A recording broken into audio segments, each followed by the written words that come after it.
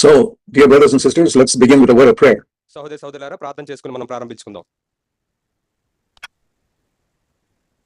Heavenly Father, we pray that your name will be glorified in our midst this evening. పరలోకమందున్న మా తండ్రి, ఈ సాయంత్రం కాలం వేళ మా మధ్య నీ నామం మహింపరచబడును గాక. And we pray that your Holy Spirit will move in our midst powerfully. నీ పరిశుద్ధాత్మ మా మధ్య చాలా బలంగా సంచరిస్తాడని మేము వేడుకుంటున్నాం. Give us your word clearly. నీ యొక్క వాక్కుని స్పష్టంగా మాకు దయచేయండి. And let everyone receive conviction in their heart. ప్రతి ఒక్కరు వారి హృదయాల్లో ఒప్పుదలని పొందుకోవడానికి సహాయం చేయండి. We want to be dependent upon you totally. ప్రభువా, నీ మీదే మేము ఆధారపడుతూ ఉన్నాం. Thank you for hearing us. We pray in Jesus' name. మా ప్రార్థన ఆలకించినందుకు వందనాలు తండ్రి, యేసు నామములో ప్రార్థిస్తున్నాం. Amen. Amen.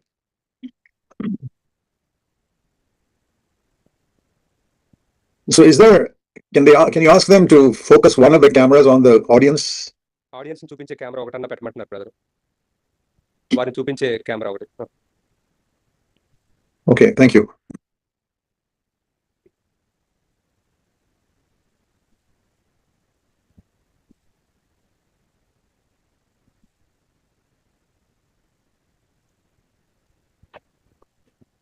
Okay, that's fine. Thank you very much.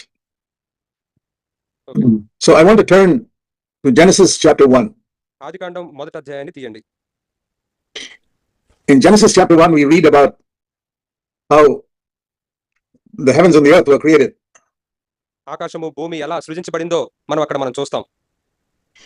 And then we read in the second verse that darkness was over the whole earth. అయితే రెండవ వచనంలో మనం ఏం చదువుతామంటే చీకటి ఆ భూమి అంతటిని కమ్మిందని మనం చూస్తాం. How did that happen? God doesn't create darkness and emptiness like we read in that verse. మనం ఆ వచనంలో చదివినట్లుగా ఆ చీకటి అగాధము దేవుడు వాటిని సృష్టించాడు కదా, మరి ఎలా వచ్చింది? Whatever God creates is full of light and absolutely perfect. దేవుడు దేన్ని సృష్టించినా సరే అది సంపూర్ణమైన వెలుగు, తర్వాత పరిపూర్ణంగా ఉంటది. So that's how it was in verse 1. కాబట్టి మొదటి వచనంలో అది ఆ విధంగానే ఉంది. So what happened in verse 2? కాబట్టి రెండో వచనంలో ఏం జరిగింది? It's because an angel became a devil at that time between verse 1 and 2. ఆ ఒకటి వచనానికి రెండో వచనం మధ్యలో ఒక దేవదూత అపవాదిగా మారాడు. And that you read about when you get time, you can see it in Isaiah 14. మీకు సమయం ఉన్నప్పుడు అది చూడండి, దాని గురించి మీరు యెషయా 14వ అధ్యాయంలో చదవచ్చు. And Ezekiel 28. అలాగే యెహెజ్కేలు 28వ అధ్యాయంలో కూడా మీరు దాని గురించి చదవచ్చు. How a perfect angel became the devil because of pride. గర్వాన్ని బట్టి ఒక పరిపూర్ణమైన దేవదూత ఎలా అపవాదిగా మారాడో మనం అక్కడ చూస్తాం. So it's very important to know that. దాన్ని తెలుసుకోవడం చాలా ప్రాముఖ్యం ఇక్కడ. That light in verse 1 became darkness in verse 2 because of one created being had pride. మొదటి వచనంలో ఉన్న ఆ వెలుగు రెండో వచనంలోకి వచ్చేసరికి అది చీకటిగా ఎలా మారిందంటే ఒక దేవదూత గర్వించిన కారణాన్ని బట్టి జరిగిందని మనం గుర్తించాలి. And why is that written in the beginning of the Bible? ఎందుకని బైబిల్ ప్రారంభంలోనే ఆ మాట రాయబడి ఉంది? Because God does not want us to be like it says in verse 2, dark and without form and empty. మరి రెండో వచనంలో చెప్పినట్లుగా దేవుడు మనలను ఒక నిరాకారంగా శూన్యంగా ఉండాలని ఆయన కోరుకోవట్లేదు. We can say just like verse 1, God created man also, perfect man and woman, Adam and Eve. మనం ఈ విధంగా చెప్పుకోవచ్చు, మొదటి వచనంలో ఉన్నట్లుగానే దేవుడు ఆదాము హవ్వలను కూడా చాలా పరిపూర్ణంగా సృష్టించాడు. But very soon they became like verse 2, empty and dark. మరి చాలా వేగంగానే వారు కూడా రెండో వచనంలో ఉన్నట్టుగా అయిపోయారు, నిరాకారంగా శూన్యంగా చాలా త్వరగా అయిపోయారు. Why did that happen to Adam and Eve, just like it says in verse 2? రెండో వచనంలో చెప్పినట్లుగా ఆదాము హవ్వలకి ఎందుకు అలా జరిగింది? Empty, without shape and dark. నిరాకారంగా శూన్యంగా చీకటి అక్కడ కమ్మి ఉంది. And that is how all human beings are today. ఈనాడు సమస్త మానవులు ఆ విధంగానే ఉన్నారు. Spiritually empty, ఆత్మీయంగా శూన్యంగా ఉన్నారు, spiritually in darkness, ఆత్మీయంగా చీకటిలో ఉంటున్నారు, and having lost the image of God. దేవుని యొక్క పోలికని పూర్తిగా పోగొట్టుకున్నారు. Exactly like it says in verse 2 about the earth. భూమి గురించి రెండో వచనంలో చెప్పినట్లుగా సరిగ్గా అలాగే ఉంది. But then we have the good news in verse 2 also. అయితే రెండో వచనంలో శుభవార్త కూడా ఉంది ఇక్కడ. So what we read, the Holy Spirit moving in verse 2 upon the earth, the same way the Holy Spirit moves upon us to bring us to Christ. రెండో వచనంలో ఆ యొక్క భూమి మీద ఎలాగైతే దేవుని యొక్క ఆత్మ అల్లాడుతూ తిరిగాడో అలాగే మన జీవితాల మీద కూడా ఆయన క్రీస్తులాగా మార్చడానికి ఆయన ఉంటాడు. So we can say that Genesis chapter 1 is a picture of how man fell and how God restored man. అయితే ఈ మొదటి అధ్యాయం ఈ విధంగా సాదృశ్యంగా మనం చెప్పుకోవచ్చు, ఒక మానవుడు ఎలా పడిపోయాడు, మరలా తనని దేవుడు ఎలా మార్చాడు అనే దాని గురించి. And when you get time, you can read Isaiah 14 and Ezekiel 28. మీకు సమయం కుదిరినప్పుడు యెషయా 14వ అధ్యాయం, యెహెజ్కేలు 28వ అధ్యాయాన్ని మీరు చదవండి. Because that shows that sin came into the world not by Eve eating the fruit, but by an angel becoming proud. తద్వారా ఏదో అవ్వ ఫలాన్ని తినడం బట్టి పాపం లోకంలోకి రాలేదు, ఒక దేవదూత గర్వించడాన్ని బట్టి పాపం ఈ లోకంలోకి వచ్చింది అనేది మనం తెలుసుకుంటాం. And so let's go on towards the end of chapter 1, Genesis 1. ఇప్పుడు మనం ఆదికాండం మొదటి అధ్యాయం చివరిలో ఉన్న మాటలను చూద్దాం. It says here that on the 5th day, God made all the birds and the fish. దేవుడు 5వ రోజున ఆ యొక్క పక్షులను చేపలను చేశాడని మనం అక్కడ చూస్తాం. That is in verse 22 and 23. అది 22 23 వచనాలు మనం చూడొచ్చు. That the waters were filled with fish and the birds filled the air on the 5th day. 5వ రోజున సముద్ర జలములలో ఆ యొక్క చేపలన్నీ నిండి ఉన్నాయి, పక్షులు భూమి మీద విస్తరించాయి. But he did not make the animals కానీ on the 5th. జంతువులను 5వ రోజున చేయలేదు. Everybody knows that man was created on the 6th day. అందరికీ తెలుసు మానవుడు 6వ రోజున సృజించబడ్డాడని. That we read in verse 26 to 29. దాని గురించి మనం 26 నుంచి 29 వచనాల వరకు చదవచ్చు. But in verse 25 we read that God made the animals on the earth also on the 6th day. అయితే 25వ వచనంలో మనం ఏం చదువుతామంటే దేవుడు జంతువులను కూడా ఆయన 5వ రోజునే చేసినట్లుగా మనం చూస్తాం. Why did he make the animals on the same day as man? ఎందుకని దేవుడు మానవుని సృజించిన రోజునే జంతువులు కూడా చేశాడు? Man is special in God's eyes. దేవుని దృష్టిలో మానవుడు చాలా ప్రత్యేకమైన వాడు. So if he made all the fish and the birds on the 5th day, he could have made the animals also on the 5th day. ఆయన మరి 5వ రోజున ఆకాశ పక్షులను, సముద్రంలో ఉండే జీవరాశులను వాటన్నిటిని ఆయన చేసినప్పుడు జంతువులు కూడా 5వ రోజున చేసి ఉండొచ్చు. But there is a message there if we read that God is trying to teach us. మనం అక్కడ చదివినట్లయితే దేవుడు మనకి చెప్పడానికి ప్రయత్నిస్తున్న ఒక వాక్యం ఉంది అందులో. I want you to listen carefully to this. దీన్ని మీరు చాలా జాగ్రత్తగా వినాలని నేను కోరుకుంటున్నాను. The full details of the creation of man and woman are given in chapter 2. మరి పురుషుడు స్త్రీని యొక్క తయారు చేసిన పూర్తి వివరాలు 2వ అధ్యాయంలో ఇవ్వబడ్డాయి. On the 6th day we read this. 6వ రోజున మనం ఇది చదువుతూ ఉంటాం. Genesis 2 verse 7. ఆదికాండం 2వ అధ్యాయం 7వ వచనం. We must read scripture carefully and try to understand its meaning. మనం లేఖనాలను చాలా జాగ్రత్తగా చదువుతూ దాని అర్థాన్ని గ్రహించడానికి ప్రయత్నించాలి. The Lord formed man from the dust of the ground. దేవుడైన యెహోవా నేల మంటితో నరుని నిర్మించి. Genesis 2 verse 7. ఆదికాండం 2వ అధ్యాయం 7వ వచనం. But man was just like a statue made of mud. కానీ నరుడు ఎలా ఉన్నాడంటే ఒక మట్టితో చేయబడిన ఒక ప్రతిమలాగా, విగ్రహంలాగా ఉన్నాడు. There is no breath, there is no life. అందులో ఊపిరి లేదు, జీవం లేదు. When God created the animals with one word, he made all the dogs and lions and elephants and all, one word, they all came to life. దేవుడు ఒక్క మాటతో జంతువులన్నింటినీ చేశాడు. ఏనుగుల్ని, మిగతా జంతువుల్ని, సింహాల్ని అన్నిటినీ కూడా ఒక్క మాటతో ఆయన చేశాడు, అవి జీవిస్తూ వచ్చాయి. But when he created man, it was done in 2 stages. కానీ మానవుని సృజించినప్పుడు మాత్రం ఆయన 2 దశలుగా చేశాడు. First he took a lot of dust from the ground and made a image of a man. మొదటగా ఆయన ఏం చేశాడంటే ఆ నేల మీద నుంచి మట్టిని తీసి దాన్ని ఒక మనిషి ఆకారంలో తయారు చేశాడు. There was no life in that. అయితే ఆ యొక్క ప్రతిమలో, బొమ్మలో జీవం లేదు. It was like a statue of a man made out of mud. మట్టిలోంచి తయారు చేయబడిన ఒక మనిషి విగ్రహం లాగా ఉంది. Then it says in Genesis 2:7, God himself breathed into his nose the breath of life. అయితే 7వ వచనంలో అక్కడ ఏమని చెప్పబడుతుందంటే దేవుడు తనంతట తానే వాని నాసికారంధ్రములలో జీవ వాయువును ఊదగా నరుడు జీవాత్మ. Then man became a living being. అప్పుడు ఆ నరుడు జీవాత్మ, జీవించే మనిషి అయ్యాడు. And then we read later in the same chapter that he took a bone from his side and made Eve. ఆ తర్వాత అదే అధ్యాయంలో కొంచెం కిందకు వచ్చిన తర్వాత మనం ఏం చదువుతామంటే తన యొక్క పక్కటెంపులో ఒక ఎముకను తీసిన అవ్వను తయారు చేసాడని చదువుతాం. Brought her to the man and made them man and wife. ఆమెని ఆ పురుషుడే తీసుకొచ్చి వారిద్దరిని స్త్రీ పురుషులుగా చేశాడు. So what I want to ask is, why did God make the animals and man on the same day? నేనేం అడగాలనుకుంటున్నానంటే దేవుడు ఎందుకని జంతువుల్ని, మనుషుల్ని ఒకే రోజు సృజించాడు? God breathed upon man, but he did not breathe upon the animals. దేవుడు మనుషుల మీద ఊదాడు గాని ఆ జంతువుల మీద ఆయన ఊదలేదు. I want you to see there a very important distinction between man and all the animals. మానవులకి సమస్త జంతువులకి మధ్య ఉన్న ఒక ప్రాముఖ్యమైన వ్యత్యాసాన్ని మీరు అందరూ చూడాలని కోరుకుంటున్నాను. When you look at dogs and monkeys and all, there are so many similarities between them and human beings. మరి మన కుక్కల్ని, కోతుల్ని, మిగతా జంతువుల్ని, అలాగే మనుషుల్ని చూస్తే చాలా పోలికలు సమానంగానే మనకు కనిపిస్తూ ఉంటాయి. They've got eyes, ears, mouth, teeth, just like us. మనలాగే వాటికి కూడా కళ్ళు, చెవులు, పళ్ళు అన్ని ఉన్నాయి. And they've got 4 limbs, like we've got 2 legs and 2 hands. మనకి 2 కాళ్ళు, 2 చేతులు ఉన్నట్టుగానే వాటికి కూడా 4 ఉన్నాయి. All animals are like that. అన్ని జంతువులు అలాగే ఉన్నాయి. There are many similarities between animals and man. జంతువులకి, మనుషులకి మధ్య చాలా ఒకే పోలికలు ఉన్నాయి. And doctors who have opened up these animals have found the inside of animals is also very similar to the inside of our bodies. మరి కొంతమంది వైద్యులు ఈ యొక్క జంతువుల్ని వారు కోసి చూసినప్పుడు మానవుల్లో ఉన్న అవయవాలు లాంటి అవయవాలు జంతువుల్లో కూడా ఉన్నాయని వాళ్ళు గుర్తించారు. There's so much similarity that some unbelievers say that God made the monkey and man came out of the monkey.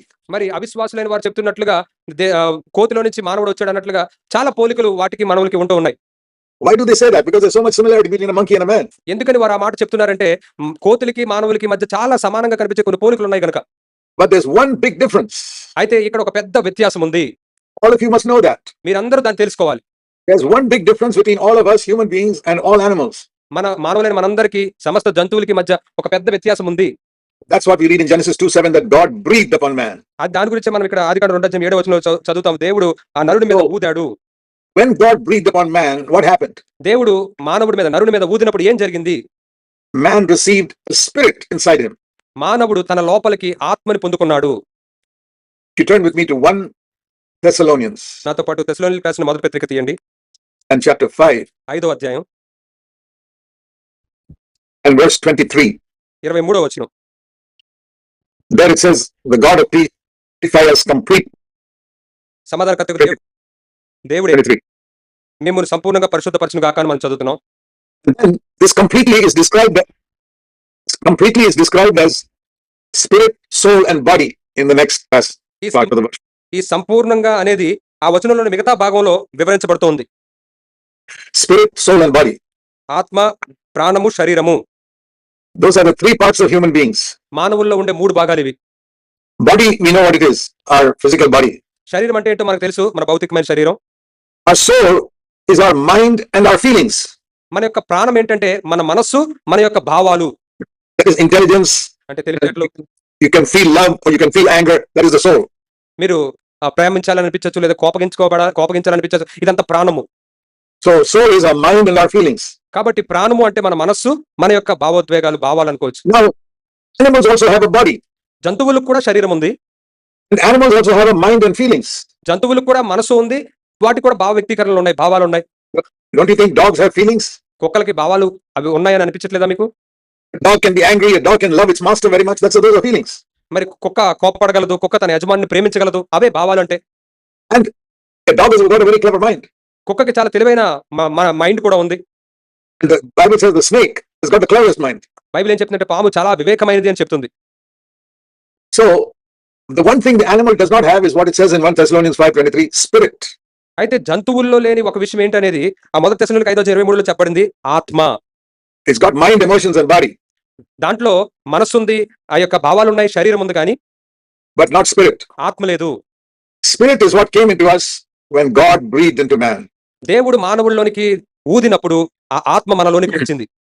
So please remember, the most important part of you is not your body or your mind, but your spirit. కాబట్టి దయచేసి దీన్ని గుర్తుంచుకోండి. మీలో చాలా ప్రాముఖ్యమైనది ఏంటంటే మీ శరీరమో, మీ యొక్క ప్రాణమో కాదు, కానీ మీలో ఉన్న ఆత్మ. With your body and soul, you will still be like an animal.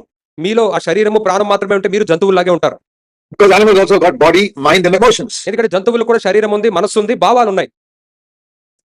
But the one thing that will raise man above the level of animals is if he lives in his spirit. అయితే మానవుని జంతువుల కంటే కూడా ఉన్నతంగా పైకి లేవనెత్తే అంశం ఏంటంటే తను ఆత్మలో జీవించగలుగుతాడు. So why did God make animals and man on the same day? కాబట్టి దేవుడు ఎందుకని ఒకే రోజున జంతువుల్ని, మానవుల్ని చేశాడు? On the first part of the 6th day, he made the animals. అయితే In the second part of the 6th day, he made Adam and Eve. 6వ రోజు మొదటి భాగంలో ఆయన జంతువుల్ని చేశాడు, 6వ రోజు రెండో భాగంలో ఆయన ఆదాము అవ్వలను చేశాడు. There is a message in that. దాంట్లో ఒక వర్తమానం ఉంది. When we read the Bible, we must not only read it, we must meditate and say, Lord, what is the message in this for me? అయితే మన Bible చదివినప్పుడు కేవలం దాన్ని ధ్యానించడం మాత్రమే కాకుండా మన ప్రభువుని అడగ, ప్రభువా ఇందులోంచి నాకు నువ్వు ఏదైనా సందేశాన్ని ఇవ్వాలనుకుంటున్నావా? Now, I think many of you would know that man was made on the 6th day. అయితే మానవుడు 6వ రోజున చేయబడ్డాడని మీలో అనేకులకు తెలిసిన విషయం నాకు తెలుసు. But how many of you have asked this question? Why did God make the animals also on the 6th day? అయితే మీలో ఎంతమంది దేవుడిని ప్రశ్న అడిగారు, ఎందుకని నువ్వు 6వ రోజున జంతువులు కూడా చేసావని? And why did he have to breathe on man and give him a spirit which he did not give to the animals? ఎందుకని ఆయన జంతువులకి ఇవ్వనట్లుగా మానవుడికి మాత్రమే ఎందుకని ఊది ఆత్మని ఇవ్వాలి? The Bible says in Psalm 1, blessed is the man who meditates on the word of God, not read only, but meditate. అయితే కీర్తనలో మొదట్లో అధ్యాయంలో ఏం చెప్పబడుతుందంటే దేవుని యొక్క వాక్యాన్ని ధ్యానించేవాడు ధనుడు అని చెప్పబడుతుంది, కేవలం చదివేవాడు కాదు, ధ్యానించేవాడు ధనుడు అని చెప్పబడుతుంది. So if you only read the word of God, you won't get what God is trying to tell you. కాబట్టి మీరు కేవలం చదివితే దేవుడు మీకు ఏం చెప్పాలనుకుంటున్నాడో దాన్ని మీరు పొందుకోలేరు. You must meditate on it. దాన్ని మీరు ధ్యానించాలి. That means when you read the word of God, don't just read it and close the Bible. అంటే దాని అర్థం మీరు బైబిల్ చదివినప్పుడు దాన్ని చదివేసి అలా మూసివేయద్దు. Suppose you read 10 verses. మీరు ఉదాహరణకు 10 వచనాలు చదివారు అనుకోండి every day. ప్రతిరోజు. And then you stop and say, Lord, please speak to me through these verses. అప్పుడు మీరు ఆగి ప్రభుతో చెప్పండి, ప్రభువా ఈ 10 వచనాల్లోంచి నాతో మాట్లాడండి. That is how I have studied the Bible for the last 67 years. ఈ విధంగానే గత 67 సంవత్సరాలుగా నేను బైబిల్ని ధ్యానిస్తూ వచ్చాను. I was converted and born again when I was 19 years old. నాకు 19 సంవత్సరాల వయసు ఉన్నప్పుడు నేను మార్పు చెంది తిరిగి జన్మించాను. Today I am 86. ఈ రోజు నాకు 86 సంవత్సరాలు. In 67 years I have read the Bible every day. అయితే 67 సంవత్సరాలు ప్రతిరోజు నేను బైబిల్ చదివాను. But not just read it, I have meditated on it. నేను కేవలం దాన్ని చదవడం మాత్రమే కాదు, దానిని ధ్యానించాను. If I had only read it, my life would not be changed. నేను కేవలం దాన్ని చదివితే నా జీవితం మార్చబడదు. So I don't try to read 5 chapters. I read only 10 verses. ఏదో నేను 5 అధ్యాయాలు చదవడానికి ప్రయత్నించను, 10 వచనాలు చదువుతాను. In the beginning, I had 2 ways of Bible study. ఆదిలో మొదట్లో 2 విధానాల్లో Bible చదివేవాడిని. One, I would read 4-5 chapters. ఒకటి ఏంటంటే 4-5 అధ్యాయాలు చదివేస్తాను. So because I had never read the Bible, so that in 6-8 months I finished reading the whole Bible. ఎందుకంటే నేను ఎప్పుడు Bible చదవలేదు కనుక ఆ విధంగా వేగంగా చదివి 8 నెలల్లో దాన్ని ముగించేస్తాను. So I had to read about 5 chapters a day. కాబట్టి రోజుకు ఒక 5 అధ్యాయాలు చదివేసేవాడిని. I finished reading the whole Bible in 8 months. ఆ విధంగా 8 నెలల్లో బైబిల్ మొత్తాన్ని పూర్తిగా చదివేశాను. But in addition to that, I would also spend about 15 minutes or 20 minutes in meditating on just 10 verses. అయితే దాంతో పాటు ఒక 15 లేదా 20 నిమిషాలు ఒక 10 వచనాలు ధ్యానించడానికి గడిపేవాడిని. And that second part of meditating was more important than just reading 5 chapters. అయితే ఈ రెండో భాగమైన ఆ 10 వచనాలు ధ్యానించడం అనేది ఆ 5 అధ్యాయాలను చదవడం కంటే ఎంతో ప్రాముఖ్యమైంది. The 5 chapters I was reading every day because I had never read the Bible and I wanted to read the whole Bible. I finished in 8 months. మరి 5 అధ్యాయాలు నేను ఎందుకు చదివానంటే బైబిల్ ఎప్పుడు చదవలేదు కనుక దాన్ని వేగంగా చదివి 8 నెలల్లో పూర్తి చేయాలని ఆ విధంగా చేశాను. So after I was born again in 8 months, I read the whole Bible.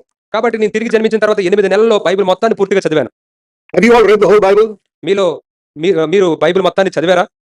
If you have been born again for more than 1 year, ఒకవేళ మీరు గనక తిరిగి జన్మించి 1 సంవత్సరం కంటే ఎక్కువ అవుతున్నట్లయితే, you have not read the Bible, you should be ashamed of yourself. మీరు గనక బైబిల్ చదవకపోతే మీ గురించి మీరు సిగ్గుపడాలి. If you just spend half an hour a day saying, I want to read through the whole Bible, you can finish it in 1 year.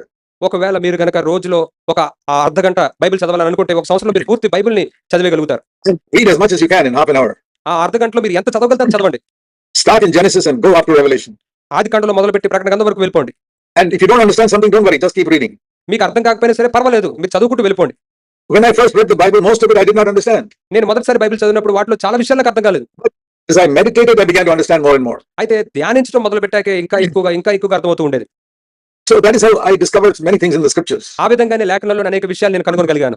So I told you, God created animals first in the 6th day and then man in the same day. మరి నేను చెప్పాను కదా, 6వ దినం మొదటి భాగంలో దేవుడు జంతువుల్ని, రెండో భాగంలో ఆయన మనుషుల్ని చేశాడు.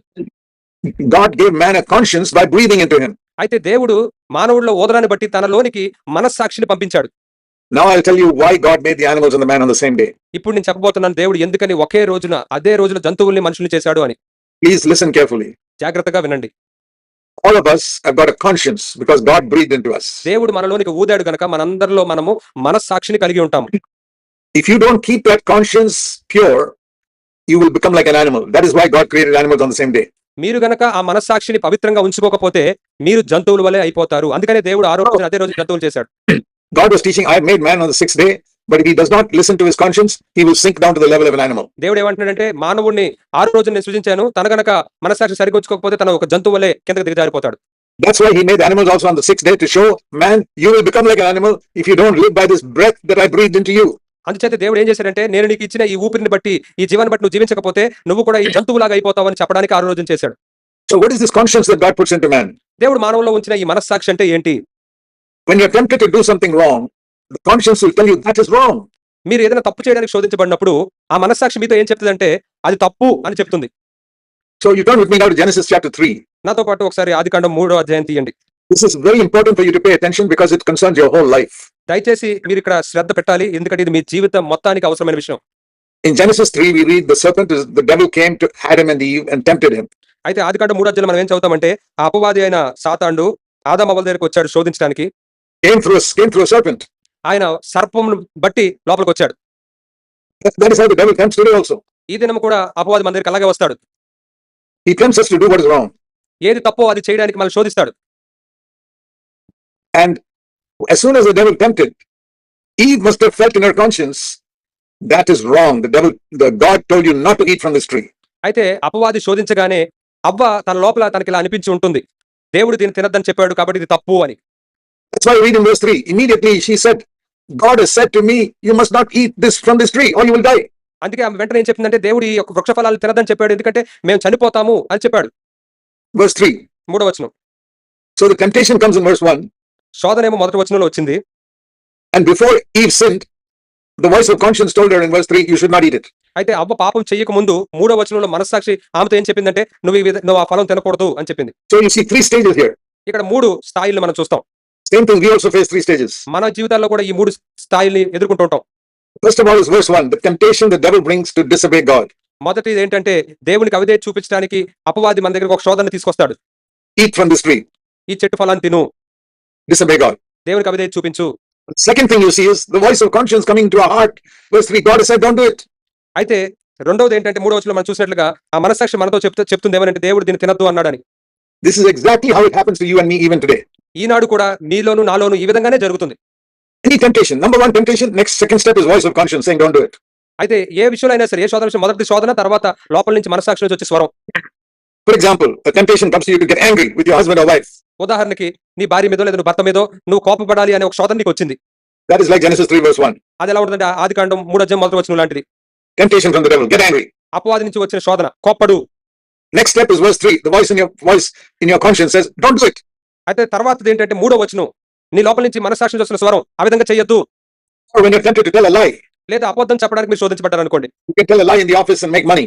మీరు పనిచేసే చోట ఆఫీసులో అబద్ధం చెప్పి డబ్బులు సంపాదించుకోవడం కోసం. Or tell lies to different situations in children and school, tell lies to the teachers. మరి రకరకాల పరిస్థితుల్లో పిల్లలు స్కూల్లో కూడా టీచర్స్ కి అబద్ధాలు చెప్పడానికి శోధించబడుతుంటారు.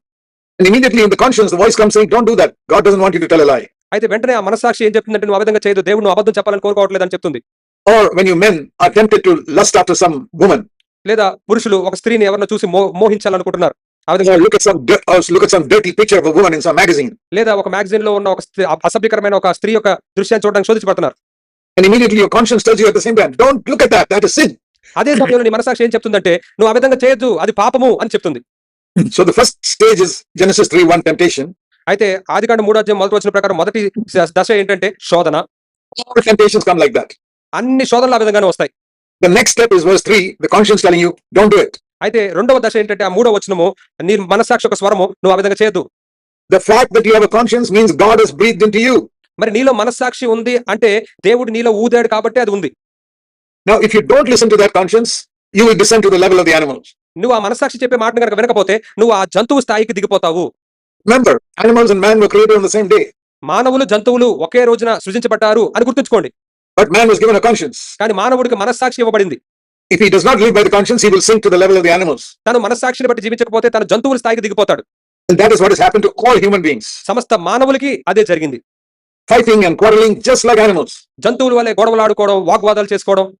Have you seen two dogs fighting with each other and showing their teeth to each other?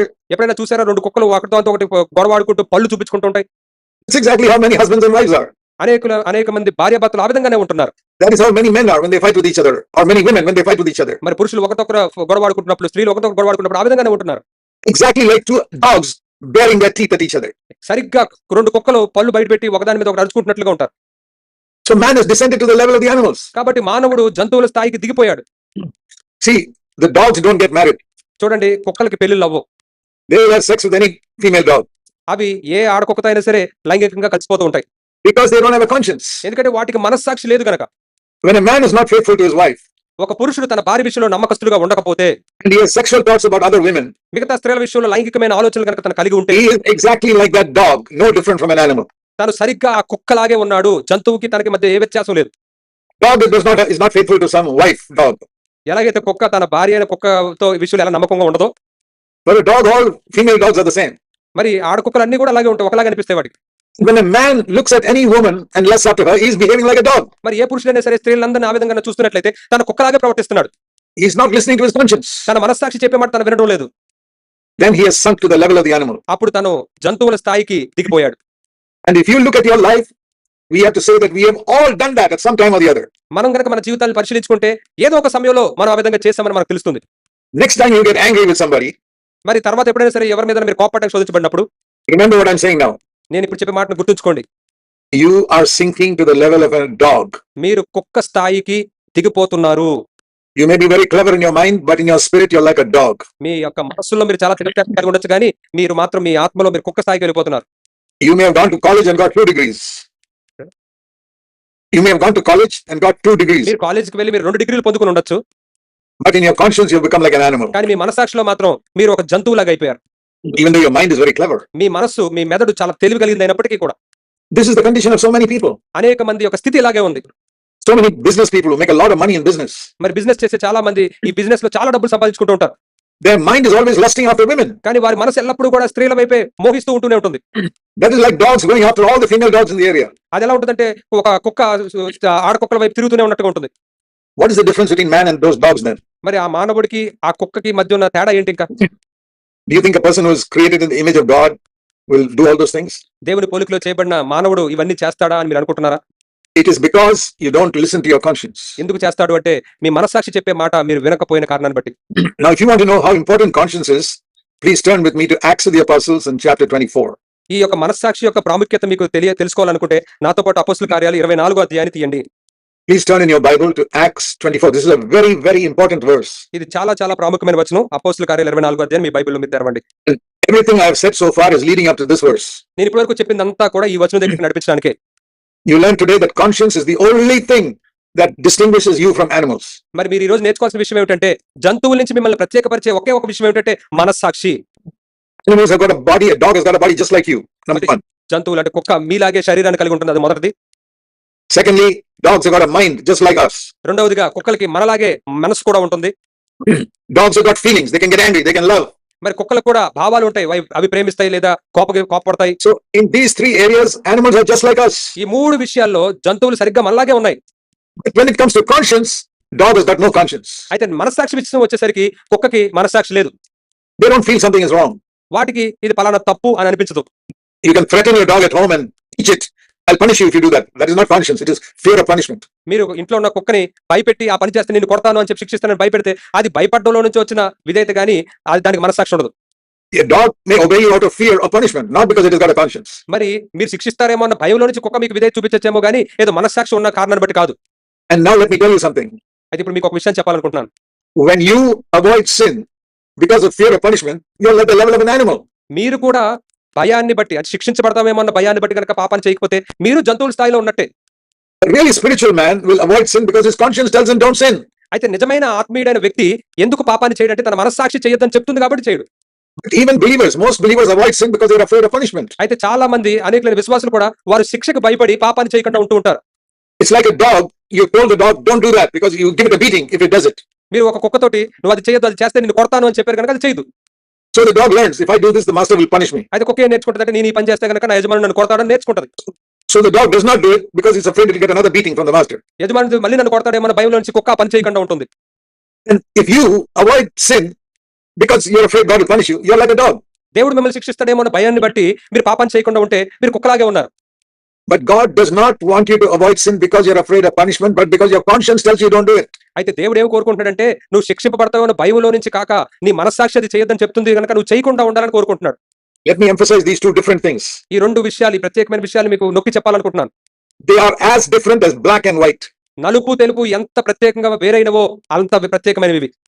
You see this chair behind me that is black. చూడండి, బ్రదర్ వెనకాల కూర్చున్న కుర్చీ చాలా నల్లగా ఉంది. You see the shirt I'm wearing white. కానీ brother వేసుకున్న చొక్కా తెల్లగా ఉంది. Your conscience can be like that, black or white. మీ మనస్సాక్షి ఆ నలుపుగానో లేదా తెలుపుగానో ఉండొచ్చు. If you avoid sin out of fear of punishment, you're like that black chair. మీకు కనుక శిక్షింపబడతామేమో అన్న భయంలోంచి కనుక పాపం చేయకుండా ఉంటే ఆ వెనకాల ఉన్న బ్లాక్ చైర్ లాంటి మనస్సాక్షి మీరు కలిగి ఉంటారు. If you avoid sin because your conscience tells you, then you're white. మీ మనస్సాక్షి చెప్పిన కారణాన్ని బట్టి మీరు పాపం చేయకుండా ఉంటే ఆ తెలుపులాగా ఉంటారు. Now you stop a moment and ask yourself as you look back over your past, say 1 year. ఇప్పుడు ఒక క్షణం ఆగి మీ యొక్క గతంలో ఒక సంవత్సరం వెనక్కి తిరిగి చూసి పరిశీలించుకోండి.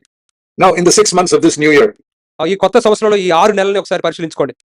you have sinned in some ways. ఏదో ఒక విధానంలో మీరు పాపాలు చేసి ఉండొచ్చు.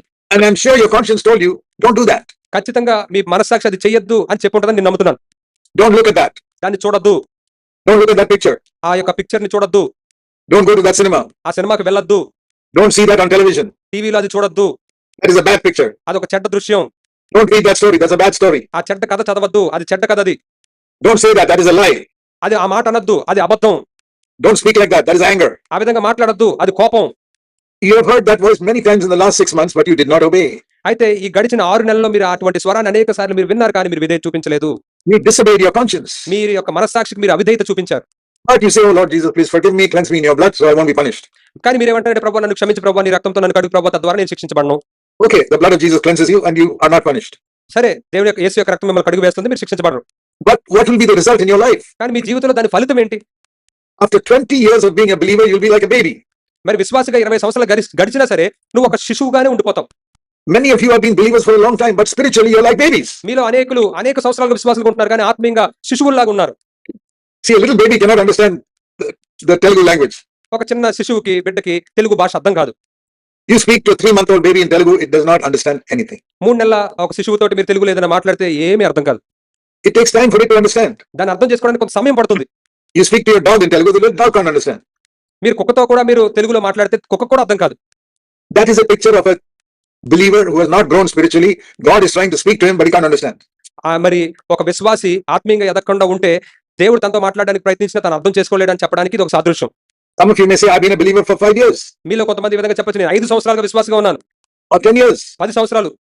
but you still can't hear God speaking to your conscience కానీ ఇప్పటికీ కూడా దేవుడు నీ మనస్సాక్షితో మాట్లాడడం నువ్వు వెళ్ళలేకపోతున్నావు. because you are like a 3-month-old child or a 1-month-old child. ఎందుకంటే ఒక 3 నెలల బిడ్డలాగా లేదా 1 నెల బిడ్డలాగా ఉన్నావు నువ్వు. When are you going to grow up? ఎప్పుడు ఎదగబోతున్నావు నువ్వు? If you want to grow up, listen to your conscience every time throughout the day. మీరు ఎదగాలనుకుంటే రోజులో ప్రతి క్షణము మీ మనస్సాక్షి చెప్పే మాటను మీరు వినండి.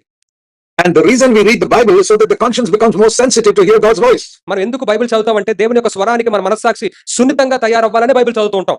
Don't read the Bible to increase head knowledge. బైబిల్ని ఏదో మీ బుర్రలో తెలివితేటలు పెంచుకోవడానికి చదవద్దు. That is how some pastors are. ఆ విధంగానే కొంతమంది పాస్టర్లు చేస్తూ ఉంటారు.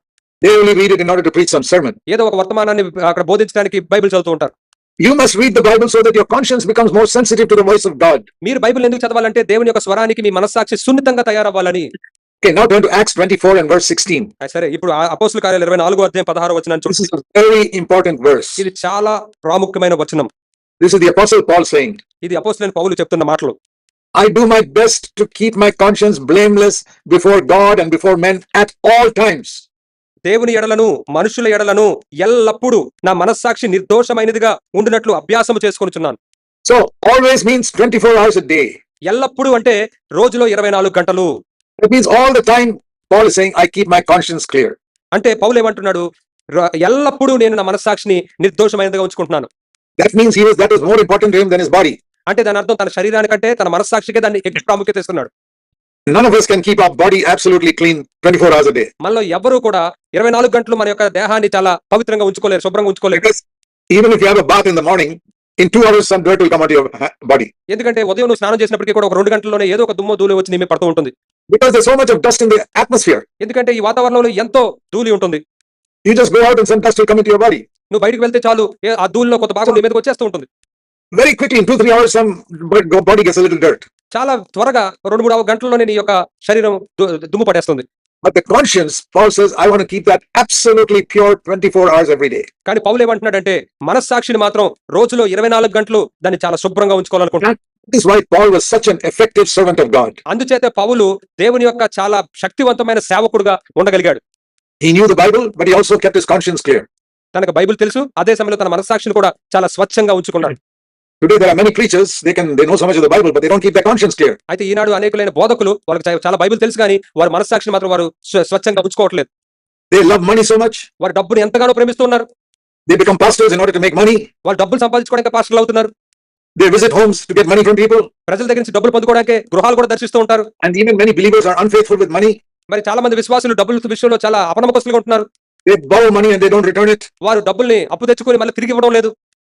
So many things. They don't keep their conscience clear. ఈ విధంగా అనేక విషయాల్లో వారి మనస్సాక్షిని నిర్దోషమైనదిగా వారు ఉంచుకోవట్లేదు. See, let me tell you something about myself as a testimony. ఒక సాక్ష్యంగా నా గురించి నేను కొన్ని మాటలు మీతో పంచుకుంటాను. I say this for the glory of God, how he has kept me. ఇది కేవలం దేవుని మహిమ నిమిత్తమే నేను చెప్తున్నాను, ఆయన ఎలా నన్ను భద్రపరిచాడు అనే విషయం. I used to be an officer in the Indian Navy and I was earning a very big salary when I was even 19 years old. మరి నేను భారత నౌకాదళంలో ఒక పెద్ద ఆఫీసర్ గా పనిచేస్తూ ఉండేవాడిని. నాకు చాలా పెద్ద జీతమే వచ్చేది. And when I was converted at the age of 19, I was earning a very good salary.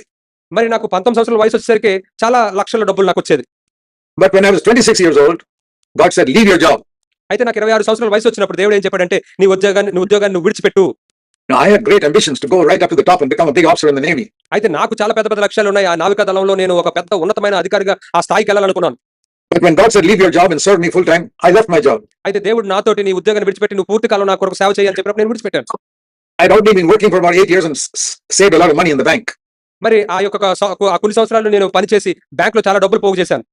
And the Lord said, take all that money and give it to God's work. అయితే దేవుడు నాతో ఏం చెప్పాడంటే ఆ డబ్బులంతా తీసుకుని వెళ్ళి దేవుని పని నిమిత్తం ఇచ్చేయి అంటాడు. There was only one man in India whom I could trust, and that was Brother Bhat Singh. ఇండియాలో నేను నమ్మగలిగే ఒక వ్యక్తి ఉన్నాడు, అప్పుడు ఆయన భక్త సింగ్ గారు.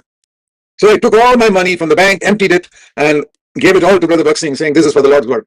అప్పుడు నా బ్యాంకులో ఉన్న డబ్బులన్నీ తీసేసి దాన్ని ఖాళీ చేసి భక్త సింగ్ గారి దగ్గరికి వెళ్ళి ఆ డబ్బులన్నీ ఇచ్చేసాను, ఇది దేవుని పని కోసం అని చెప్పి. This was 60 years ago. ఇది 60 సంవత్సరాల క్రితం జరిగిన విషయం. And the Lord said, "Now, don't ask anybody for money.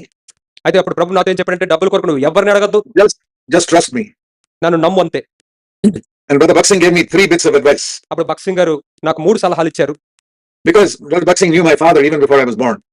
ఎందుకంటే భక్త సింగ్ గారు నేను పుట్టక ముందే నా తండ్రి గారికి తెలుసు. So when I was 2 months old in 1939, 1939 సంవత్సరంలో నాకు 2 నెలల వయసు ఉన్నప్పుడు my father called Brother Bhat Singh to the house మా తండ్రి గారు బ్రదర్ భక్త సింగ్ గారిని మా ఇంటికి పిలిచారు. and said, "Please pray for my baby son." నా యొక్క ఈ బిడ్డ కొరకు ప్రార్థించండి అని అడిగారు. I was 2 months old. అప్పుడు నాకు 2 నెలలే.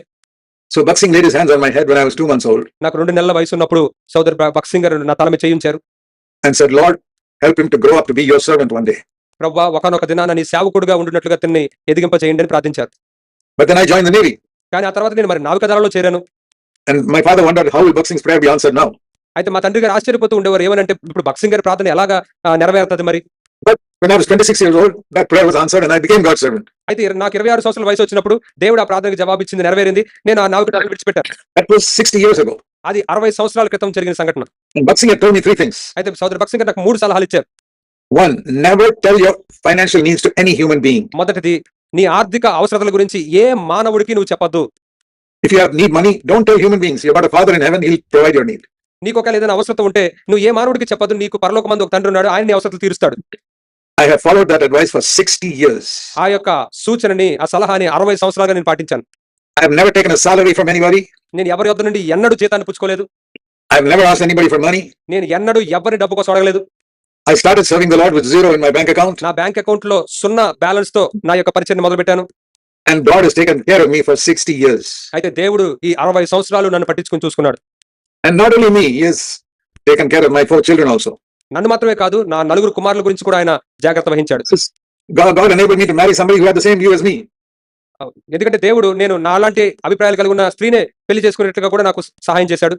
And the second thing Brother Bhat Singh said was, live very simply. Don't spend too much money on yourself. రెండో విషయం సోదరు భక్త సింగ్ గారు చెప్పింది ఏంటంటే, నువ్వు చాలా సామాన్యంగా జీవించు, నీ మీద నువ్వు ఎక్కువ ఖర్చు చేయొద్దు అని చెప్పారు. That also I have followed all these years.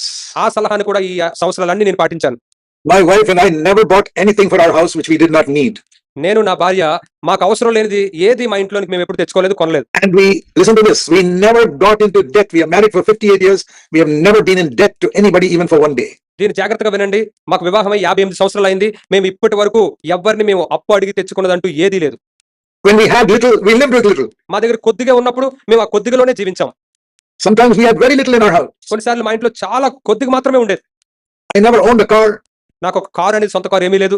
I had a scooter in the Navy and that's what I used for all my life. నేను నేవీలో పనిచేస్తూ ఉన్నప్పుడు నాకు స్కూటర్ ఉండేది. నా జీవితం అంతా అదే వాడాను. We lived very simply. మేము చాలా సామాన్యంగా జీవించాం. We never took our children to a restaurant or hotel even once in our life. మా జీవితాల్లో ఒక్కసారి కూడా మా పిల్లల్ని మేము రెస్టారెంట్లకి తీసుకెళ్లేదు.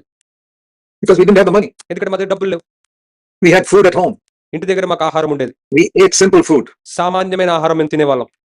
Because rice was very expensive in the shop, we stood in the ration queue and got rice from the ration shop. మరి rice కొనుక్కోవాలన్నా సరే చాలా ఖరీదు ఉండేది కనుక మేము రేషన్ షాప్ దగ్గర అక్కడ క్యూలో నిలబడి దాన్ని తెచ్చుకునే వాళ్ళం. Because sugar was expensive in the shops, మరి షుగర్ కూడా ఆ దుకాణాల్లో కొనుక్కోవాలంటే చాలా ఖరీదు ఉండేది. we stood in the ration queue for 1 hour and got sugar from there. అయితే ఆ రేషన్ షాప్ దగ్గర క్యూలో 1 గంట నిలబడి ఆ షుగర్ బ్యాగ్ పాటు తెచ్చుకునే వాళ్ళం. Because we did not want to borrow money. ఎందుకంటే మేము డబ్బులు అప్పు చేయకూడదని. That is how we lived. ఆ విధంగానే మేము జీవించాం. And the Bible says, if you're faithful with money, God will give you tremendous spiritual riches. Bible ఏం చెప్తుందంటే, మీరు డబ్బు విషయంలో నమ్మకంగా ఉంటే దేవుడు విస్తారమైన ఆత్మీయ ఆశీర్వాదాలు ఇస్తానన్నాడు.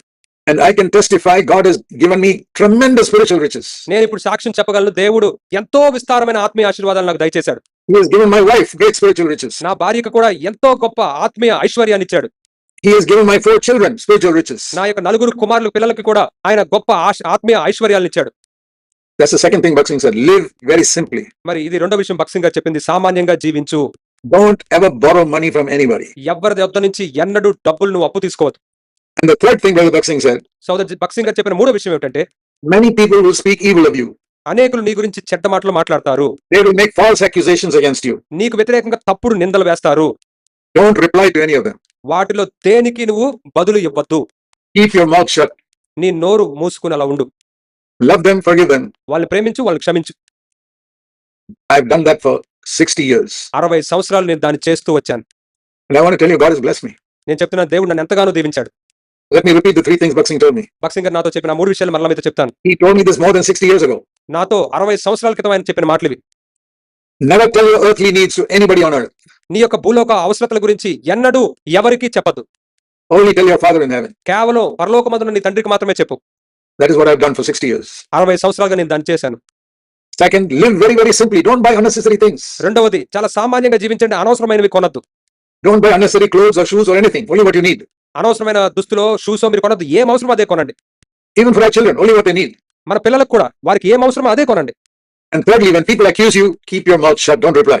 మూడవదిగా, ప్రజలు నిన్ను నిందించినప్పుడు నీ నోరు మూసుకుని దానికి వారికి ఏ బదులు చెప్పద్దు. What is the result today in my life? దానికి మరి వచ్చిన ఫలితం ఏంటి నా జీవితంలో ఈనాడు? God has blessed me tremendously. దేవుడు నన్ను ఎంతో విస్తారంగా దీవించాడు. He has given me such revelation on the word of God. దేవుని వాక్యం విషయంలో ఎంతో ప్రత్యక్షతలు ఇచ్చాడు. He has given me a ministry in so many countries of the world. ఆయన ఈ ప్రపంచంలో అనేక దేశాల్లో నాకు పరిచర్యలు ఇచ్చాడు. And through our ministry, we have planted more than 100 churches in many, many countries. మరి ఈ పరిచర్య ద్వారా అనేక దేశాల్లో సుమారు 100 సంఘాలు మేము స్థాపించగలిగాం. God has done that. దేవుడే దాన్ని చేశాడు. Not me. God did it. నేను కాదు, దేవుడు చేశాడు. But God uses human beings. దేవుడు మానవులను ఉపయోగించుకుంటాడు కనుక We have been blessed in every way in our family. మా కుటుంబంలో అన్ని విధాలుగా మేము దీవించబడ్డాం. I tried to keep my conscience clear all the time. ఎందుకంటే ఎల్లప్పుడూ నా మనస్సాక్షిని నిర్దోషమైనదిగా ఉంచుకోవడానికి నేను ప్రయత్నించాను. As soon as when temptation comes, శోధన వచ్చిన వెంటనే, you remember Genesis chapter 3? ఆదికాండం 3వ అధ్యాయం గుర్తుందా? The devil says something. అపవాది నీతో ఏదో చెప్తాడు. Immediately Eve knows in the conscience, God says don't do it. వెంటనే అవ్వకు తెలుసు లోపల మనస్సాక్షిలో దేవుడు దాన్ని చేయొద్దన్నాడని. But Eve went and disobeyed the conscience. అయితే అవ్వ మాత్రం ఆ పని చేసేసి మనస్సాక్షికి అవిధేయత చూపించింది. We don't have to follow Eve. మనం అవ్వని అనుసరించాల్సిన అవసరం లేదు. We follow Jesus. మనం యేసయ్యని అనుసరిస్తాం. Jesus was also tempted by the devil. You read in Matthew chapter 4. మత్తయి సువార్త 4వ అధ్యాయంలో మీరు చదవండి. యేసయ్య కూడా అపవాది చేత శోధించబడ్డాడు. But he said no to temptation. అయితే ఆయన ఆ శోధనకి నో, కుదరదు అని చెప్పాడు. Now what is the advantage of keeping our conscience clear? మన మనస్సాక్షిని నిర్దోషమైనదిగా ఉంచుకోవడంలో ఉండే లాభం ఏంటి? Now look at your Bible. Acts 24 and verse 15. అయితే ఇప్పుడు మీ బైబిల్లో చూడండి, అపోస్తలుల కార్యాలు 24వ అధ్యాయం 15వ వచనం. Acts 24 verse 15. అపోస్తలుల కార్యాలు 24వ అధ్యాయం 15వ వచనము. The last part. చివరి భాగం. I have a hope in God. There will certainly be a resurrection of the righteous and the wicked. నీతిమంతులకును అనీతిమంతులకును పునరుద్ధానము కలగబోచున్నదని వీరు నిరీక్షించుచున్నట్టు నేను కూడా దేవుని నిరీక్షించి ఉన్నాను. Listen to this. దీన్ని ఆలకించండి ఒకసారి. Those who have died, చనిపోయిన వాళ్ళందరూ they will all be raised from the dead. వారు తిరిగి లెగుస్తారు. But in the book of Revelation, we read there will be 2 resurrections. Resurrection of the righteous and the resurrection of the wicked. మన ప్రకటన గ్రంథంలో చదివినట్లుగా 2 పునరుద్ధానాలు ఉంటాయి. నీతిమంతుల పునరుద్ధానం, అనీతిమంతుల పునరుద్ధానం. That's what we read here. Resurrection of the righteous and resurrection of the wicked. అదే మనం ఇక్కడ చదువుతున్నాం. నీతిమంతుల పునరుద్ధానం, అనీతిమంతుల పునరుద్ధానం. And in that day, everybody will be judged. ఆ దినమున ప్రతి ఒక్కరూ తీర్పు తీర్చబడతారు. Today you can sin, you will not be judged. ఈ రోజు నువ్వు పాపం చేయబడితే నువ్వు తీర్పు తీర్చబడవు. Today you can keep on sinning and God will not judge you. నువ్వు పాపం చేసుకుంటూ పోవచ్చు, దేవుడు నిన్ను తీర్పు తీర్చడు. But be sure of one thing. కానీ ఒక్క విషయమై మీరు నిశ్చయంగా తెలుసుకోండి. Every sin of yours is recorded, and one day when you are raised from the dead, He will judge you for everything. మీరు చేసిన ప్రతి పాపము అక్కడ లిఖించబడి భద్రపరచబడుతుంది. ఒకనొక దినాన మీరు తిరిగి లేపబడతారు, తీర్పు తీర్చబడతారు. It says there will certainly, it's so clear, there will certainly be a resurrection of the righteous and a resurrection of the wicked. మనం ఇక్కడ చూసినట్లయితే ఖచ్చితంగా నిశ్చయంగా నీతిమంతులకు అనీతిమంతులకు పునరుద్ధానం కలుగుతుంది. And you say, so what does it matter? మీరు అనొచ్చు, అయితే ఏంటి? You say, I have accepted Christ, I will be in the resurrection of the righteous. మీరు అనొచ్చు, నేను క్రీస్తుని అంగీకరించాను కనుక నీతిమంతుల పునరుద్ధానంలో ఉంటాను నేను అని. No, that is not enough. లేదు, అది సరిపోదు. See what Paul says. పౌలు ఏం చెప్తున్నాడు చూడండి. He also wants to be in the resurrection of the righteous. తన కూడా నీతిమంతుల పునరుద్ధానంలో ఉండాలనుకుంటున్నాడు. That's why he says in the next verse. అందుచేత తర్వాత వచనంలో ఆయన ఏమంటున్నాడంటే, in view of this, because of this. ఈ విధమున దీనిని బట్టి. That means I want to be in the resurrection of the righteous, so I do something. I keep my conscience blameless all the time.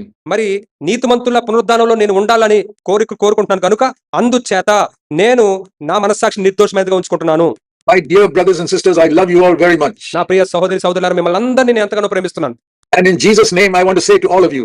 యేసు నామములో మీ అందరితో నేను ఈ మాటలు చెప్పాలనుకుంటున్నాను. Please listen to me. దయచేసి నేను చెప్పేది ఆలకించండి. Please listen to Paul, what he says here. ఇక్కడ పౌలు చెప్తున్నాడు, ఆ మాటని మీరు ఆలకించండి. If you want to be in the resurrection of the righteous one day, ఒకనొక దినాన్న జరగబోయే నీతిమంతుల పునరుద్ధానంలో కనుక మీరు ఉండాలనుకుంటే, and not in the resurrection of the wicked, అనీతిమంతుల పునరుద్ధానంలో కాకుండా, there's one thing you must do. అయితే మీరు చేయవలసిన ఒక పని ఉంది. Even if you don't know the whole Bible, మీకు బైబిల్ అంతా తెలియకపోయినా సరే, even if you cannot come to every meeting of the church, సంఘంలో జరిగే ప్రతి కూడికి మీరు రాకపోయినా సరే, you do this one thing. ఈ ఒక్క పని మీరు చేయండి. Verse 16. 16వ వచనం. Keep your conscience clear all the time. ఎల్లప్పుడూ మీ మనస్సాక్షిని నిర్దోషమైనదిగా ఉంచుకోండి. The important word there is always. ఇక్కడ ప్రాముఖ్యమైన మాట ఏమిటంటే ఎల్లప్పుడూ. Always means 24 hours a day. ఎల్లప్పుడూ అంటే రోజులో 24 గంటలు, 7 days of every week. ప్రతి వారంలో ఉండే 7 రోజులు. Every time, whenever your conscience says don't do it, don't do it. ప్రతి సమయమందు నీ మనస్సాక్షి అది చేయొద్దంటే చేయొద్దు. Or if your conscience says you hurt that person with your words, go and ask forgiveness, do it. ఒకవేళ నీ మనస్సాక్షి నువ్వు ఆ వ్యక్తిని నీ మాటల చేత గాయపరచో, వెళ్ళి క్షమాపణ అడుగంటే నువ్వు వెళ్ళి చెయ్యి. Have you hurt anybody by your words? మీ మాటలు బట్టి ఎవరైనా మీరు గాయపరిచారా? Have you asked forgiveness? మీరు క్షమాపణ అడిగారా? If you have not asked forgiveness, you will not be in the resurrection of the righteous. మీరు గనక క్షమాపణ అడగకపోతే నీతిమంతుల పునరుద్ధానంలో మీరు ఉండరు. Because the Lord says, if you don't forgive others, God will not forgive you. ఎందుకంటే ప్రభు ఏమంటున్నాడు తెలుసా? మీరు ఇతరులకు క్షమించకపోతే ఆయన మిమ్మల్ని క్షమించడు. Turn with me to Matthew chapter 6. నాతో పాటు ఒకసారి మత్తయి సువార్త 6వ అధ్యాయాన్ని తీయండి. Very important verse. చాలా ప్రాముఖ్యమైన వచనం. Please remember it all your life. ఈ వచనాన్ని మీ జీవితం అంతా గుర్తుంచుకోండి. Matthew 6 verse 15. మత్తయి సువార్త 6వ అధ్యాయం 15వ వచనం. If you don't forgive others, your Father will not forgive you. మీరు ఇతరులను క్షమించకపోయిన యెడల మీ తండ్రి మీ అపరాధములను క్షమింపడు. Okay, let me ask you a simple question now. ఇప్పుడు మిమ్మల్ని ఒక సామాన్యమైన ప్రశ్న అడుగుతాను. Has anybody hurt you in some way? ఎవరైనా మిమ్మల్ని ఏ విధంగా అయినా సరే మిమ్మల్ని గాయపరిచారా? Your mother-in-law, me అత్తో, your uncle, లేదా మీ అంకులో, your brother, me సహోదరుడో, your boss in the office, లేదా నువ్వు పనిచేసే చోట ఉన్న your యజమాని, neighbor, నీ పొరుగు వాళ్ళు, or your enemy. నీ శత్రువు, Anybody who has hurt you ఎవరైనా మిమ్మల్ని గాయపరిచారా? by something they said or did to you, వారు అన్న మాటను బట్టో, లేదా వారు చేసిన పనిని బట్టో, or did to your family, లేదా నీ కుటుంబానికి చేసిన దాన్ని బట్టో, or to your children, నీ they పిల్లలకు hurt చేసిన you. దాన్ని బట్టో, Have you forgiven them? వారిని మీరు క్షమించారా? If you have not forgiven them, this verse says, God will not forgive you. మీరు కనుక వారిని క్షమించకపోతే ఈ వచనం ఏం చెప్తుందంటే దేవుడు మిమ్మల్ని క్షమించడు. How will you be in the resurrection of the righteous then? అలాంటప్పుడు మీరు నీతిమంతుల పునరుద్ధానంలో ఎలా ఉండగలరు? If God does not forgive you, you'll go to hell. దేవుడు మిమ్మల్ని క్షమించకపోతే మీరు నరకానికి వెళ్తారు. You say, but I accepted Christ. కానీ మీరు యేసయ్యని అంగీకరించారు కదా అని మీరు అనొచ్చు. Yeah, that is why this verse says, your Father. అందుకే ఈ వచనం ఏం చెప్తుందంటే మీ తండ్రి, Not your God, your Father. మీ దేవుడు కాదు, మీ తండ్రి అని చెప్తుంది అక్కడ చూడండి. He's talking to people who have accepted Christ. Only such people, God is their Father. ఎవరైతే క్రీస్తుని అంగీకరించారో అటువంటి వారి గురించి చెప్పబడుతుంది. ఇక్కడ వారే దేవుని తండ్రి And పిల్లలు. even though God is your Father, He will not forgive you. ఆయన దేవుడు నీకు తండ్రి అయినప్పటికీ కూడా ఆయన నిన్ను క్షమించడు. Because you did not forgive somebody. ఎందుకంటే నువ్వు ఎవరినో క్షమించలేదు. I'll tell you something. నేను ఒక విషయం చెప్తాను మీతో. Before you go to bed tonight, ఈ రాత్రి మీరు పడుకోవడానికి ముందు, before you go to bed tonight, ఈ రాత్రి మీరు పడుకోవడానికి ముందు please forgive everybody. దయచేసి అందరిని క్షమించండి. Take 5 minutes alone with God దేవుని before you sleep మీరు నిద్రపోవడానికి ముందు ఒక 5 నిమిషాలు గడపండి. and say, Lord, show me, is there anybody I have not forgiven? ప్రభువా, నేను ఎవరినైనా క్షమించిన వాళ్ళు అంటూ ఉంటే దయచేసి నాకు చూపించండి. I want to be in the resurrection of the righteous. నేను ఆ నీతిమంతుల పునరుద్ధానంలో నేను ఉండాలనుకుంటున్నాను. And if the Lord reminds you of somebody you have not forgiven in your heart, ఒకవేళ ప్రభువు మీ హృదయంలో నుంచి మీరు ఎవరైనా క్షమించిన వారిని జ్ఞాపకం చేస్తే say, Lord, I forgive them right now in Jesus' name. మీరు చెప్పండి, ప్రభువా యేసు నామములో ఇప్పుడే ఆ వ్యక్తిని నేను క్షమిస్తున్నాను. Go through the whole list of all those whom you have not forgiven మీరు ఎవరెవరైతే క్షమించలేదో ఆ జాబితా అంతటిని మీరు చూడండి. and forgive every one of them one by one. వారిలో ప్రతి ఒక్కరిని ఒకరితో ఒకరిని మీరు క్షమిస్తూ ఉండండి. Very, very important. చాలా చాలా ప్రాముఖ్యమైన పని ఇది. Because your eternal destiny depends on this. ఎందుకంటే మీ నిత్యత్వపు గమ్యం దీని మీద ఆధారపడి ఉంది. Where are you going to spend eternity? మీ నిత్యత్వాన్ని ఎక్కడ మీరు గడపబోతున్నారు? Forgive everybody. అందరిని క్షమించండి. Don't leave out even one person. ఒక్కరిని కూడా మీరు విడిచిపెట్టదు. Make a phone call. Tell that person, I forgive you. మీరు ఫోన్ చేసి ఆ వ్యక్తితో చెప్పండి, నేను నిన్ను క్షమిస్తున్నాను. Then one more thing. ఇంకొక విషయం, Matthew chapter 5 మత్తయి సువార్త 5వ అధ్యాయం and verse 23 and 24. 23, 24 వచనాలు. Matthew 5 verse 23 and 24. మత్తయి సువార్త 5వ అధ్యాయం 23, 24 వచనాలు. The first one is what I told you to forgive other people. మొదటిది ఏంటంటే మీరు అందరినీ క్షమించాలి అని. Now this is referring to you must ask forgiveness from those whom you have hurt. ఇది ఇప్పుడు ఏంటంటే మీరు ఎవరినైతే గాయపరిచారో వారిని మీరు క్షమాపణ అడిగే విషయం. First is you forgive others who hurt you. మొదటిది ఏంటంటే ఇతరులు నిన్ను గాయపరిచినప్పుడు వారిని క్షమించడం. Now you have hurt other people, please go and ask their forgiveness. ఇప్పుడు ఏంటంటే నువ్వు ఇతరులు గాయపరిచావు, వెళ్ళి వారిని క్షమాపణ అడగడం. Matthew 5:23. మత్తయి సువార్త 5వ అధ్యాయం 23వ వచనం. When you are coming to prayer in the altar, మీరు ఆ యొక్క బలిపీఠం వద్దకు ప్రార్థన చేయడానికి మీరు and వచ్చినప్పుడు you remember that your brother is something against you because you hurt him. నీ మీద నీ సహోదరునికి విరోధమైన కాదని జ్ఞాపకం వస్తాయంటే నువ్వు అతని మీద గాయపరిచావు. You hurt some sister or brother. ఒక సహోదరునో లేదా సహోదరుని నువ్వు గాయపరిచావు. by something you said or something you did to him. నువ్వు చెప్పిన దాన్ని బట్టో లేదా నువ్వు తనకు చేసిన దాన్ని బట్టో నువ్వు అతను గాయపరచవు. Verse 24, leave your offering there. 24 వచనంలో నీ అర్పణ అక్కడ విడిచిపెట్టు. That means stop praying. అంటే దాని అర్థం నువ్వు ప్రార్థన చేయడం మాని. God will not listen to your prayer. దేవుడు నీ ప్రార్థన వినడు. First be reconciled to your brother. అక్కడ చూడండి, మొదట వెళ్ళి నీ సహోదరునితో సమాధానపడు. Then come and pray. అప్పుడు వచ్చి నువ్వు ప్రార్థించు. Do you know that many of your prayers God is not listening because you have hurt somebody and you have not asked that person's forgiveness? మీకు తెలుసా, మీలో అనేకుల ప్రార్థన దేవుడు వినట్లేదు, ఎందుకంటే మీరు ఆ వ్యక్తిని మీరు ఎవరినో గాయపరిచారు కానీ వెళ్ళి మీరు క్షమాపణ అడగట్లేదు. What am I saying? Keep your conscience clear. నేనేం చెప్పడం ప్రయత్నిస్తున్నాను ఇక్కడ, మీ మనస్సాక్షిని నిర్దోషమైనదిగా ఉంచుకోవడానికి ప్రయత్నించండి. If a dog goes in anger and bites somebody, the dog does not go and ask forgiveness. ఒక కుక్క కోపంతో ఎవరినో కరిచింది అనుకోండి, వెళ్ళి క్షమాపణ అడగదు. A dog fights with another dog, it does not go and ask forgiveness. ఒక కుక్క ఇంకో కుక్కతో గొడవాడింది అనుకోండి, వెళ్ళి తర్వాత క్షమాపణ అడగదు. And if you go and hurt a dog, the dog will come and bite you. మీరు ఒకవేళ కుక్క దగ్గరికి వెళ్ళి మీరు దాన్ని గాయపరిస్తే అది మీరు కరుస్తుంది. Don't be like dogs. మీరు కుక్కలాగా ఉండద్దు. Dogs never forgive others and dogs get angry and bite others. కుక్కలు ఎవరిని క్షమించవు, ఎప్పుడు అవి కోపపడి కరుస్తాయి కూడా. But when you behave like that, you're also a dog. మీరు కూడా అలాగే ప్రవర్తిస్తే మీరు కుక్కలాగే ఉంటారు. The animals were made on the 6th day, just like man. మనిషిలాగే జంతువులు కూడా 6వ రోజునే చేయబడ్డాయి. And when a man does not live according to his conscience, he becomes like a dog only. మరి ఒక మానవుడు తన మనస్సాక్షిని బట్టి జీవించకపోతే తను ఒక జంతువులాగా అయిపోతాడు. This is the most important thing I wanted to tell you all today. మరి ఈ దినం నేను చెప్పాలనుకున్న అత్యంత ప్రాముఖ్యమైన విషయం ఇదే. You know the theme for your conference? మీ యొక్క సమాజ కూడికల కొరకైన ఈ అంశం. That is from Philippians 4 verse 5. ఫిలిప్పీయులకు రాసిన పత్రిక 4:5 Let your gentle spirit be known to everybody because the Lord is near. మీ యొక్క మృదువైన ఆత్మ సమస్త జనులకు తెలియనివ్వబడనీయుడు, ఎందుకంటే ప్రభు సమీపంగా ఉన్నాడు. The Lord, first of all, the Lord is near you, speaking in your conscience. మొట్టమొదటిగా దేవుడు నీకు సమీపంగా నీ మనస్సాక్షి దగ్గర నీతో మాట్లాడుతున్నాడు. If you keep on resisting your conscience and not listening, one day the Lord will not be near you. He will go far away. ఒకవేళ కనుక నువ్వు దేవుడు నీతో నీ మనస్సాక్షితో మాట్లాడుతున్నప్పుడు నువ్వు అలాగే దాన్ని నిరాకరిస్తూ ఉంటే ఒకనొక రోజు ఆయన నిన్ను విడుదల వెళ్ళిపోతాడు. Second thing, this verse is saying the coming of the Lord is also near. రెండోది ఇక్కడ ఏం చెప్తూ ఉందంటే ఈ వచనం, ప్రభు యొక్క రాక కూడా సమీపంగా ఉంది. So it's saying keep your spirit humble and gentle and pure. అందుచేతే మీ యొక్క ఆత్మని మీరు దీనంగా మృదువుగా ఉంచుకోండి. That means have a forgiving spirit towards everybody. అంటే దాని అర్థం అందరి ఎడల క్షమించే ఆత్మను కలిగి ఉండండి. And a humble spirit to ask forgiveness from everyone. మరి అందరి యొద్ద నుండి క్షమాపణ అడిగే దీనత్వపు ఆత్మను కలిగి ఉండండి. Why? ఎందుకని? Because the coming of the Lord is near. ఎందుకంటే ప్రభు యొక్క రాకడ సమీపంగా ఉంది. And it says in this verse, let all men know your gentle spirit. ఇక్కడ ఈ వచనం ఏం చెప్తుందంటే సమస్త జనులు నీలో ఉన్న మృదువైన ఆత్మను తెలుసుకొనివి. So this theme of this conference, please keep that in your mind. కాబట్టి ఈ సమాజ కూడికల యొక్క ఈ అంశాన్ని మీ మనసులో ఉంచుకోండి. That is why I spoke today about the importance of keeping your conscience clear. అందుచేతే మీ మనస్సాక్షిని నిర్దోషమైనదిగా ఉంచుకోవడం యొక్క ప్రాముఖ్యత గురించి మాట్లాడాను. This may be the most important message you ever heard. మీరు ఇంతవరకు విన్న వర్తమానాల్లోకెల్లా ఇదే అత్యంత ప్రాముఖ్యమైన వర్తమానం అయి ఉండొచ్చు. So let us pray. ఇప్పుడు మనం ప్రార్థించుకుందాం. And while our heads are bowed in prayer, ప్రార్థనలో మన యొక్క తలలు మనం వంచి ఉండగా, can you think of somebody who has hurt you? ఎవరైనా మిమ్మల్ని గాయపరిచిన వారు మీకు జ్ఞాపకం వస్తున్నారా? In your mind, tell the Lord, Lord, I forgive that person. మీ మనసులో ప్రభుతో చెప్పండి, ప్రభువా ఆ వ్యక్తిని నేను క్షమిస్తున్నాను. Is there a second person who hurt you? మీరు ఒకవేళ రెండో వ్యక్తి మిమ్మల్ని గాయపరిచిన వారు గుర్తొస్తున్నారా?